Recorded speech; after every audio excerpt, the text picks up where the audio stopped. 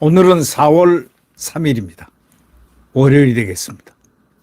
문재인이 대한민국에 해악을 끼친 것은 이루 말할 수 없습니다. 예를 들면 국가 안보 하나만 하더라도 아까 제가 말씀드렸지 않습니까?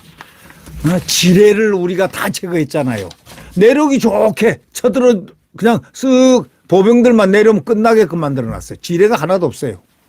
탱크도 쫙 잘 들어올 수 있게 아스팔트를 갖다가 확 깔아가지고 이 고속도로를 갖다가 콱 닦아줬습니다. 북에서 내려오는 고속도로 쫙 깔아줬습니다. 그다음에 GP 우리가 GP 그들을 갖다가 이렇게 감시하는 GP를 13곳이나 다 파괴해버렸습니다. 예. 그리고 전방 부대를 해체했다는 거 여러분 아십니까? 전방에 딱 그 앞에 포진하고 있는 장기로 말하면 말이요. 졸들이 맨 앞에 있지 않습니까? 이 졸을 갖다가 완전히 몇 개를 파괴를 해버렸다는 겁니다. 졸 1개, 2개, 3개, 4개, 5개인가 있죠? 졸 2개만 떼면요. 뻥 뚫려가지고 그 장기판은 망합니다. 장기 뛰시는 분은 잘 아시죠? 이런 문재인이가 안보를 한 사람인데 이 사람이 또 재미난 일이 있습니다. 이 이명박 대통령이 그래 미워가지고 보호 4대강 완전히 해체 지시했지 않습니까? 그런데 그 당시에 전라도에 말이죠. 전라남도 지사를 했던 어떤 분이 지사죠. 우리 여기 전라남도는 영산강은 좀 우리 봐주라. 우리는 이 보호하고 이게 생기고 난 다음부터 홍수가 안 났다. 우리 여기는 제발 좀 속 건드리지 말아달라 했는데도 막 전부 다 보호 없애. 이리 된 거 아닙니까? 그렇게 해가지고 최악의 가뭄이 이미 예고가 돼 있었지 않습니까? 그럼 보를 열어가지고 물을 다 버려버렸어요. 그러니까 광주가 40일치 물을 없애버렸습니다. 광주에 물을 대주던 물이 40일치가 없어진 겁니다. 문재인 정부의 4대강 보호 해체 결정, 바로 비상식적인 물정책이 호남권을 바로 덮친 가뭄 피해를 더 키웠다는 분석이 확실하게 나왔습니다. 예, 확실히 한국수자원공사에서 받은 국회 그 자료에 따르면은 수자원공사입니다. 문재인 정부가 금강, 영산강 5개 보호에 대한 해체, 상시 개방 결정을 내리면서 총 5,280만 톤의 물 손실이 발생한 것으로 분석 수치가 나 수자원개발공사. 가뭄에 대비해서 최대 수위 소위 말해서 평소 채우는 물량으로 보호를 운영했을 경우에 확보 가능한 물의 양과 보호 개방 후에 저수량을 비교한 것을 딱 보니까 광주 광역 시민들이 146명의 식수를 갖다가 말이죠. 완전히 조져놨다 이겁니다. 어떻게 생각하십니까 여러분? 완전히 광주 시민들을 갖다가 이 목마르게 만들어놨어요. 4대강 보호 해체 개방을 해가지고 영산강서 물 1,560만 톤이 손실됐습니다. 50년 만에 가뭄이었습니다. 그건 기상청에서 예고했습니다. 작년에 예고했거든요. 그런데도 해체를 해가지고요. 해체 바로 하자마자 그냥 와그창 그냥 누가 피해를 봤죠? 예. 광주 시민들이요. 가뭄 피해를 봤습니다. 비상식적인 물정책 때문입니다. 누구요? 문재인이요.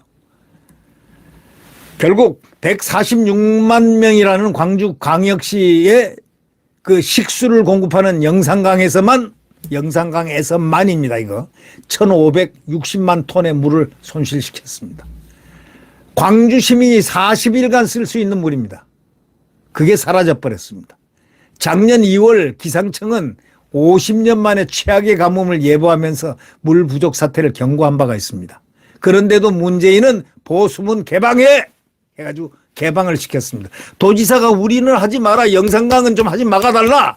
했는데도 해. 이렇게 된 겁니다. 문재인요. 잘한 건지 못한 건지 저는 모르겠습니다만은 대단히 잘못했죠. 예. 야당과 환경단체는요. 그동안 4대강 다시 자연으로 돌리자 주장하면서 해체를 요구해왔습니다. 이 쇼들, 이건 야당과 환경단체는요, 이게 환경단체가 아니고 전부 정치 시민단체입니다. 그러나 준설한 뒤에 수량은 늘어나고 일부 수질 지표는 시간이 갈수록 오히려 좋아졌다는 자기네들 정부 조사 결과도 나왔지 않습니까? 그런데도 해체. 지역 주민들은 뭐라고 합니까? 그거 당장 가서 그거 뭐 인터뷰 보면 알죠. 보호가 물을 묶어둔 덕분에 홍수하고 가뭄 피해가 걱정을 덜었었다. 이렇게 얘기하지 않습니까? 4대강 사업은 강바닥을 준설해서 물그릇을 키우고 제방을 쌓아 홍수를 막으면서 보호에 가둔 물로 가뭄에 대비하는 바로 그게 목적이거든요. 그런 보호를 또 수력 발전을 통해서 재생에너지 생산도 하는 바로 그걸 없애버렸어요. 왜? 이명박이가 했으니까 기분 나쁘다 이겁니다. 이 문재인의 사고방식은 기분 나쁘다 이거죠. 호남권 가문은 그래서 더 길어질 전망입니다. 자, 문재인의 시혜를 독톡이 받아보십시오. 예. 호남권은 문재인의 시혜 때문에 그렇습니다. 문재인이 보호를 갖다가 없애버렸기 때문입니다. 지금 말이죠. 5월 4일, 5일에 전국에 비 소식이 예보됐지만 가뭄 해갈에는 못 미친다는 겁니다. 기상청은 이번 비는 제주하고 남해안을 중심으로 많이 내리긴 하지만 내륙에는 10 내지 60mm 안팎, 땅을 좀 촉촉하게 적실 정도밖에 안 된다는 겁니다. 그러니까 조원철 연세대 명예교수는 기후변화 여파로 각국이 홍수와 가뭄 피해를 겪고 있는 상황에서 거대한 물그릇인 보호를 갖다가 더 효율적으로 활용한 방안을 찾아야 되는데 이걸 없애버리고 말이지 보호를 풀어라 열어라 해가지고 물을 다 빼버렸다는 겁니다. 이게 누구냐? 바로 문재인이었습니다. 문재인은 대한민국이 망할 짓만 골라서 하는 사람 같습니다. 제 말이 틀렸습니까? 자, 아까도 얘기했지만 38선이 있는데 지뢰를 다 제거해버리고 말이죠. 지피 파괴하고 장애물 제거하고 고속도로까지 닦아놓고 전방부대 해체해가지고 밑으로 내려버리고. 자, 그건 무슨 말입니까? 잡수시오 하는 거 아닙니까? 예, 이러한 통치자, 지금 윤석열 대통령 보십시오. 국가안보를 이제 바로 잡았습니다. 굳건한 한미동맹을 만들어서 거기다 일본과 같이 동맹을 맺었습니다. 서로 지금 러시아, 중국, 북한 이 공산주의 세력들의 눈이 시뻘건 이런 침략의 근성들을 막아낼 수 있는 가치동맹. 우리가 대한민국이 앞으로 두고 보십시오. 아마 1등이 될 겁니다. 아시아의 지금 용 아닙니까? 아시아의 용. 하마터면 이 나라 큰일 날 뻔했습니다. 이재명 대통령이 지금 됐다고 한번 가정을 해 보십시오. 여러분 기분이 어떻겠습니까? 좋습니까? 이 나라는 벌써 사회주의, 전체주의가 됐을 겁니다. 저는 그렇게 믿고 있습니다. 저 개인적인 믿음은. 왜? 아니, 문재인이가 그랬잖아요. 아무도 가보지 않는 나라를 가겠다. 취임사 때 얘기했잖아요. 한 번도 가본 적이 없는 데를 가겠다 이거예요. 예, 그렇지 않습니까? 그 다음에 국가가 개인의 삶을 책임지게 하겠다. 아니, 개인의 삶을 책임지다니요? 국가가 국민의 삶을 어떻게 책임집니까? 책임지겠다. 의지입니다. 그건 배급제 하겠다. 그거 아니었습니까? 전체주의. 글로 갔습니다. 언론 재갈법도 물렸는데 이 언론들은 말이죠. 자기네들한테 재갈법 물렸다는 것을 지금도 잊어버렸습니다. 그걸 기억하고 있는 언론은 몇 개 없습니다. 대한민국 완전히 싹쓸이 될 뻔했습니다. 자, 지금 대한민국 윤석열 정권은 절대 망하지 않습니다. 절대로 지지 않습니다. 아마 대한민국의 융성을 위해서 그는 아주 거대한 역사에 그럴 가능성이 매우 높은 지금 엄청난 리더십을 발휘하고 있습니다. 다소 서투른 것도 있습니다. 그러나 이제 서투름이 전부 다 깎입니다. 안 서투른 사람이 있었나요? 한 사람이 있었어요.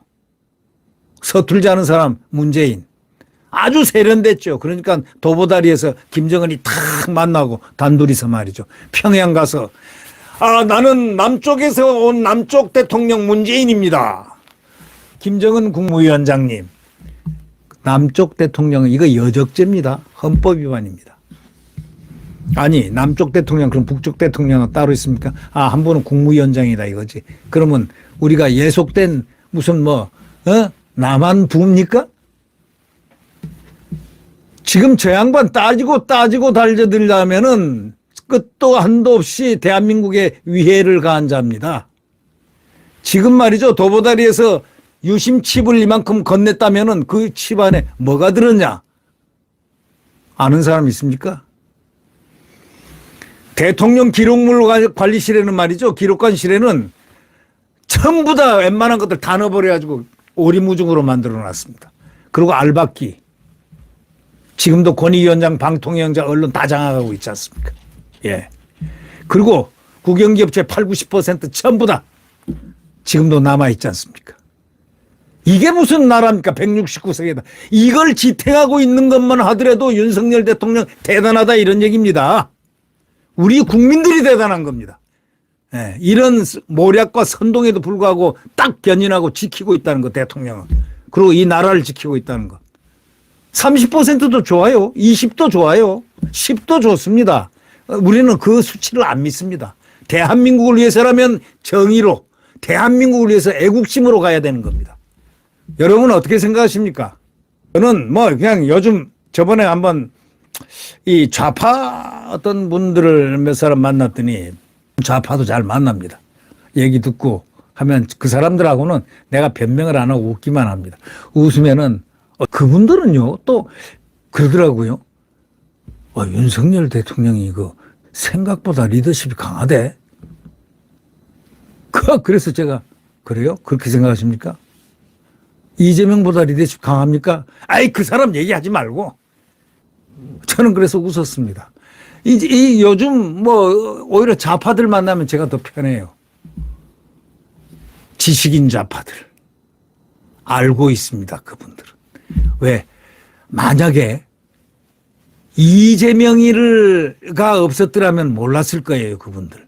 근데 이재명이를 보니까 맞아. 이재명이 이 부분은 대단히 지금 잘못하고 있어. 표를 깨고 있는 중이야.